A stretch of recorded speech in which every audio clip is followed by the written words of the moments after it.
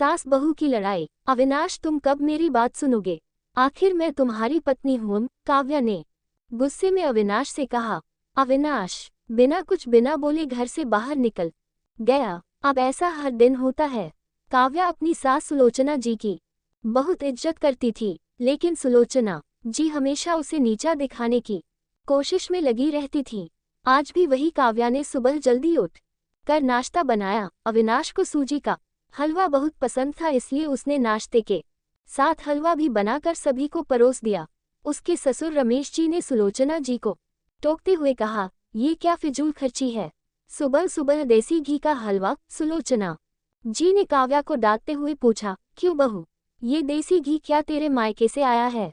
मां जी, वो इन्हें हलवा बहुत पसंद है इसलिए थोड़ा सा बनाया है। ये कहकर काव्या अविनाश की तरफ देख रही थी, शायद वो कुछ बोले, तभी सुलोचना जी ने कहा, मैं सब जानती हूँ, मेरे बेटे का बहाना करके खुद खाने का मन होगा। अविनाश चुपचाप नाश्ता करते रहे। काव्या की आंखों से आंसू छलक गए। इससे ज्यादा बुरा तब लगा जब अविनाश बिना हलवा खाए ही ऑफिस के लिए चल दिए।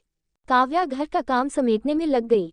इधर सुलोचना जी बाहर ड्राइंग रूम में बैठ कर बड़बड़ाती रहीं। काम करके काव्या अपने कमरे में जाकर रोने लगी। कितने नाजों से पाला था उसे उसके पापा ने। उसे आज भी याद है, एक बार उसने गाजर के हलवा बनाने के लिए कहा था, लेकिन मौं ने सूजी का हलवा बना दिया था। पापा को जब ये पता लगा तो वे तुरंत बाजार गए, वहां से ढेर सारा गाजर का हलवा लाए थे और उस दिन बिना कहे 2-3 दिन में गाजर का हलवा बनने लगा। आज उसे सूजी के हलवे के लिए कितनी बातें सुनाई जा रही हैं। उसे गुस्सा सास ससुर पर नहीं, अविनाश पर था, जो कि कुछ नहीं बोल पाए।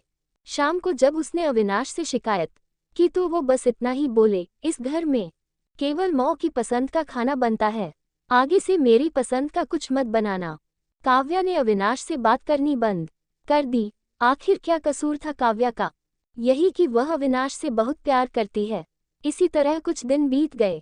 एक दिन काव्या ने सुलोचना जी से कहा, मां जी, मैं अपने घर जाना चाहती हूँ कुछ दिन के लिए, अगर आप कहें तो आज ही चली जाऊं। कई दिन पहले मौं का फोन आया था, कह रही थी पापा की तबीयत ठीक नहीं है। सुलोचना जी वहां जब भी जाती है 1 सप्ताह से वापस नहीं आती।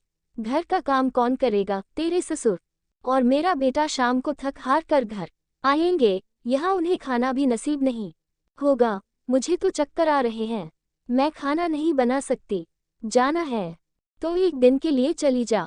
काव्या मन मार कर एक दिन के लिए पीहर पहुंच जाती है। वहां पहुंचकर उसे और भी आश्चर्य होता है। भाभी, मम्मी पापा कहाँ गए? काव्या ने घबरा कर पूछा। उन दोनों का घर में मन कहाँ लगता है? तीरथ पर गए हैं, न जाने कब आएंगे। वैसे तुम कितने दिनों के लिए आए हो? क्योंकि मुझे भी अपने पीहर जाना है। संगीता भाभी का ये व्यवहार देखकर काव्या चौंक गई। क्या ये वही भाभी हैं जो उनसे बहुत स्नेह जताती थी? काव्या सोफे पर बैठी सोच रही थी। अच्छा, वो जो भैया ने मकान के पेपर साइन करा लिए थे, मैंने अपना हिस्सा छोड़ दिया था, शायद उसी साइन के लिए मेरे से प्यार जताया जा रहा था। काव्या उठकर खड़ी हो गई। भाभी, मुझे कुछ काम याद आ गया, मैं फिर आऊंगी, कहकर वह तेजी से घर से बाहर निकल गई। पीछे से गेट बंद होने की आवाज से वह समझ गई कि उसके जाने से भाभी को कोई खास फर्क नहीं पड़ा। भारी कदमों से चलते हुए वह मंदिर पहुंच गई, क्योंकि शाम से पहले यदि ससुराल जाती तो सुलोचना जी उससे कई सवाल करती। मंदिर में जाकर उसने भगवान के दर्शन किए, बस न कुछ मांगा न कुछ बोला। भगवान के चरणों में शीश नवाकर वह बाहर आकर बैठ गई। तभी सामने के पेड़ के नीचे उसे अपने माता पिता बैठे दिखाई दिए। काव्या भागकर उनके पास पहुंची। काव्या को देखकर उसकी मां रोने लगी। बेटी, तू यहाँ कैसे? पापा ने पूछा। वो छोड़िए, ये बताइए आप यहाँ कैसे? आप तो तीर्थ यात्रा पर गए थे। काव्या के सब्र का बांध टूट गया। उसकी आंखों से आंसू बह रहे थे। बेटी, तेरी भाभी ने तुझसे झूठ बोला है।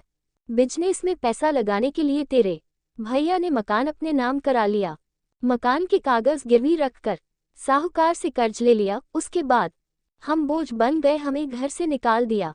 पापा, अब क्या होगा? काव्या ने रोते हुए पूछा। बेटी, तू चिंता मत कर, हम कहीं वृद्धा आश्रम में चले जाएंगे। तू अपनी ससुराल जा, वहां किसी को ये बात मत बताना।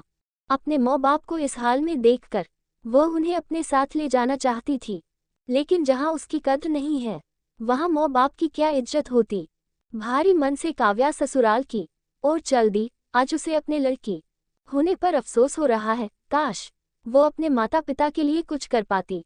घर आकर उसने बहुत मुश्किल से घर का काम निपटाया। उसके बाद अपने कमरे में जाकर गुमसुम बैठ गई। उसकी आंखों से आंसू बह रहे थे। अविनाश अपने ऑफिस के काम में लगे हुए थे। जब वे सोने आए तो काव्या से पूछ बैठे, क्या बात है आज फिर माँ की कोई बात बुरी लग गई जो आंसू बह रही हों। काव्या अपने को रोक नहीं पाए और उसने रो रो कर सारी बात अविनाश को बता दी। क्या माँ पिताजी को यहाँ ले आयन, वे इस उम्र में कहाँ जाएंगे। अविनाश ने कोई जवाब नहीं दिया और करवट लेकर सो गए। इस बात से काव्या को बहुत गुस्सा आया। आज से मैं भी इनके माँ बाप की सेवा नहीं करूंगी, देखती हूँ कौन इनकी सेवा करेगा। रोते रोते काव्या सो गई। 2-3 दिन बीत जाने पर उसकी चिंता बढ़ती जा रही थी।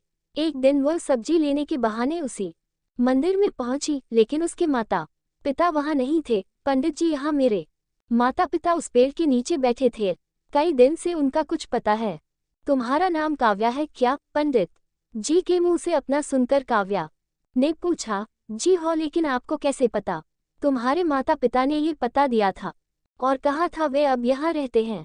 काव्या ने पता देखा, वह यहाँ से कुछ दूर का था। काव्या ने मंदिर के बाहर निकलकर ऑटो रिक्शा किया और उस पते पर पहुंच गई। दरवाजा खटखटाया तो एक लड़की निकलकर आए। यहाँ का पता मुझे पंडित जी ने दिया है। काव्या बोली, आप काव्या दीदी हो, अंदर आ जाओ। काव्या को कुछ समझ नहीं आया। वह अंदर गई तो देखा उसके माता पिता सोफे पर बैठे थे। काव्या उन्हें देखकर रोने लगी। बेटी, अब क्यों रो रही है? तेरे कारण हमें ये मकान मिल गया। काव्या आश्चर्य से उनका चेहरा देखने लगी। लेकिन माँ, आप यहाँ कैसे और ये लड़की कौन है? तब उसकी माँ ने कहा, बेटी तुझे याद है, तेरी शादी के बाद तेरी सास ने 40 लाख की डिमांड की थी। दामाद जी को बिजनेस खोलना था, इसलिए तेरे पिता ने उनकी डिमांड पूरी कर दी थी, जिससे कि तू सुखी रहे। जब तू हमसे मिलकर गई उसके अगले दिन दामाद जी आए। उन्होंने तेरे पापा के पैसे लौटा दिए, क्योंकि उन्होंने कोई बिजनेस शुरू नहीं किया था। तेरे पापा ने मना भी किया, लेकिन वे नहीं माने। उसके बाद उन्होंने प्रॉपर्टी डीलर से मिलकर 2 दिन में यह मकान खरीद दिया। 7-5 लाख रुपए बच गए। इससे उन्होंने ये लड़की नौकरी पर रखवा दी जो हमारी केयर करेगी। लेकिन माँ, उन्होंने मुझे तो कुछ नहीं बताया। काव्या की आंखों से आंसू बह रहे थे। वह रोते हुए वहां से अपने घर आ गई। घर आकर वह सोच रही थी, अविनाश ने कभी उसके लिए आवाज नहीं उठाई, लेकिन मेरे माता पिता के लिए इतना करने कर दिया जो कि कोई सगा बेटा भी नहीं कर सकता।